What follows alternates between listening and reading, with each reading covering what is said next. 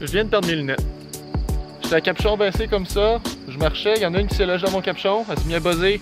J'ai paniqué un peu, je suis parti à la course en faisant ça autour de ma tête, puis envoyé mes lunettes en orbite. Je pense pas être en mesure de les trouver.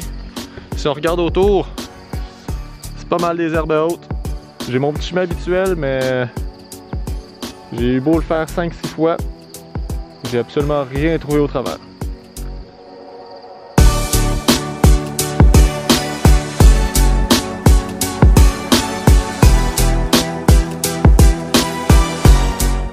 Cet été, ça a l'air, j'ai quand même fait une grosse gaffe. Je suis allé mettre des cadres de grosseur moyenne dans des boîtes de grande taille. Oh wow! Un cadre vide qu'ils ont pratiquement construit au complet. À l'intérieur, il y a des œufs, je crois. Ouais, il y a des œufs.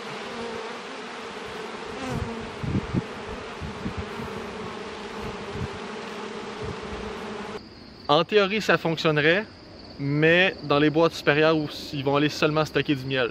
Là, dans mes boîtes inférieures, c'était du couvain, c'était des alvéoles de cire dans lesquelles la reine allait pondre. Et ici, on a à peu près juste des cellules de mâles, des drones, des petites boulettes pour souffler. Pareil de l'autre côté. Donc moi, je vais partir avec celui-là. Ça va me donner un bon indice, c'est dans lui que je vais fouiller pour du varroa. C'est la même ruche que j'avais la dernière fois, mais là, je suis vraiment certain que c'est seulement des mâles. J'ai pas de femelle à travers ça. Puis en même temps, ça me permet de contrôler la population de mâles qui, pour être honnête, dans une ruche, fait pas grand-chose. Sauf que quand ils construisent sans fondation, sans une petite palette de plastique préformée, ils font des alvéoles un petit peu plus grosses, puis généralement, la reine va les pondre des mâles là-dedans.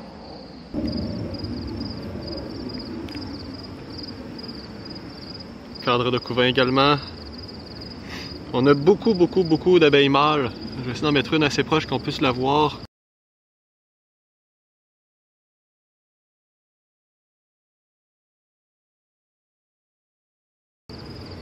Ils ont des gros yeux, ils sont beaucoup plus grosses que les autres. Puis, c'est drôle à dire, mais les abeilles mâles servent absolument à rien en temps normal, à part quand on a besoin de faire féconder une reine qui vient de naître.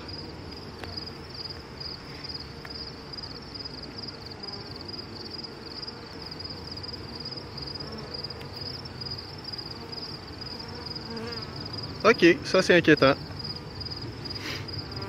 Sur ce cadre-là, c'est à peu près juste des mâles. Donc là, je sais pas trop ce qui se passe dans cette ruche-là. Est-ce que la reine n'est plus en mesure de pondre des ouvrières ou... je sais pas trop. Dans tous les cas, rendu à l'automne, les gros mâles, là, ils se font tous mettre dehors, mais ici, il y en a vraiment beaucoup. Non seulement ils servent à rien, mais là, ils vont juste consommer les ressources. Ouais, non. Je pense que je sais c'est quoi le problème. C'est moi qui ai fait une gaffe là, plus tôt en saison, définitivement. Et puis ici, on a la source du problème, la source de tous ces mâles-là qui sont dans la ruche présentement.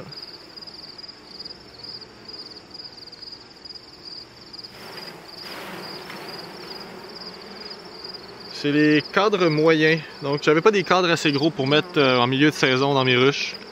Les abeilles l'ont construit, mais de ce qu'ils ont construit là, c'est des alvéoles qui sont juste de la grosseur pour les mâles. Donc toutes ces petites alvéoles là qui sont fermées avec du couvain, c'est présentement des alvéoles de mâles. D'un côté comme de l'autre, ce qui fait que ça augmente la population de mâles, mais ceux-là ils vont me servir absolument à rien dans la ruche. Moi, ce que je vais faire, c'est que je vais juste retirer ce cadre-là au complet. Retirer également les futurs mâles qui vont naître ici. Je vais le remplacer.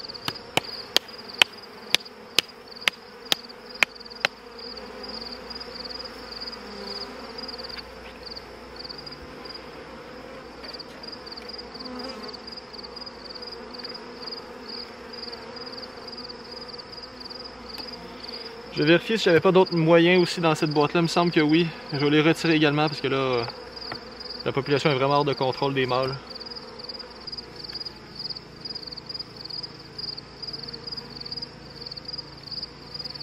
Ici, on en a un deuxième. Oh my god. Juste du mâle ou presque.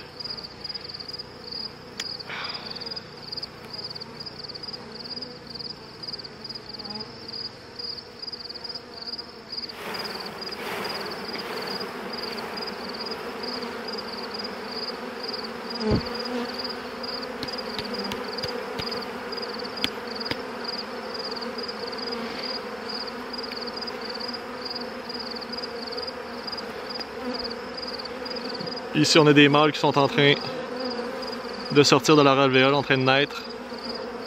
Il y en a beaucoup en même temps. Toutes ces alvéoles-là sont des alvéoles de mâles. De l'autre côté, c'est le même scénario qu'il y a des alvéoles de mâles. On les reconnaît là avec leur forme un peu plus bombée. Je sais pas si on peut bien le voir ici. Donc ça, je vais m'en débarrasser. Ça me sert à rien, surtout aussi tard en saison. C'est sûr que j'ai plus de reines là, à faire féconder. De toute manière, autant de mâles, c'est parfaitement inutile. On est dans le bois. Moi, je pensais nettoyer ça directement au travers des arbres, mais c'est peut-être pas la meilleure des idées.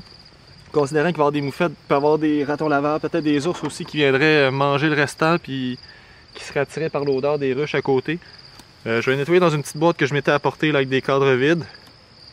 Puis aller jeter ça dans une poubelle directement pour éviter que ça attire les indésirables.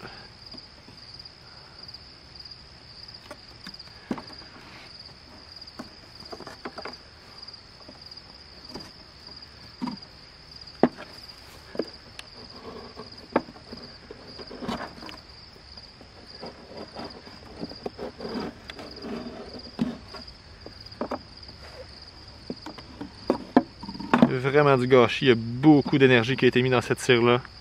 Il y a beaucoup d'énergie qui a été mise dans ces mâles-là. Dire que ça aurait pu être soit du miel, soit de la cire pour pouvoir entreposer du miel, ou bien des abeilles femelles, là, des ouvrières. Donc ça, là, grosse déception. Mais j'imagine que je le mérite, j'ai fait une grosse gaffe.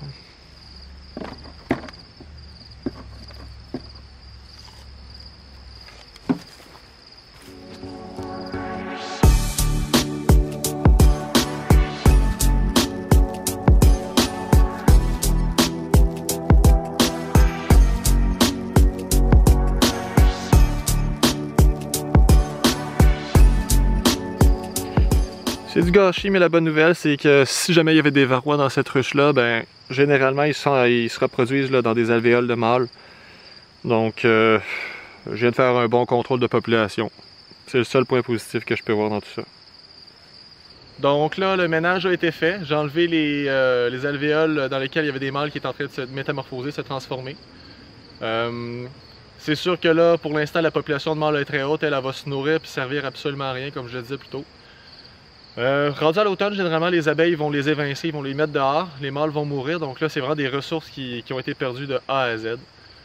Autant dans la cire qui a été utilisée pour faire ces alvéoles-là que le pollen, puis le miel, le nectar qui a été utilisé pour les mâles.